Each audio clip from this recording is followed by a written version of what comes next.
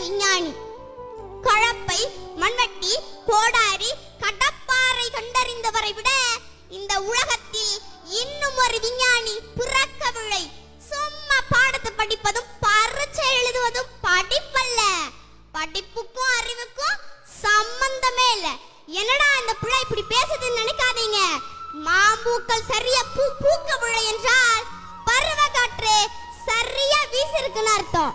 பருவ காற்று சரியா வீசிருந்தால் மாம்பூக்கள் உதிர்ந்து சரியா காய காய்ச்சிருக்காது. கற்ற அறிவு மறந்து போகும், ஆனால் பட்ட அறிவு மறந்து போகாது. உலகத்தில் வேளாண்மையை கைவிட்ட அனைத்து நாடுகளும் பிச்சை எடுத்துக் கொண்டிருக்கிறது. அந்த நிலைமை நமக்கு வந்துவிடக் கூடாது. இங்கு தொழில் வளர்ச்சின்னு சொல்றீங்களே, நல்ல வேலை பார்த்தா சம்பளம் கிடைக்கும். சம்பளம் கிடைச்சா நல்ல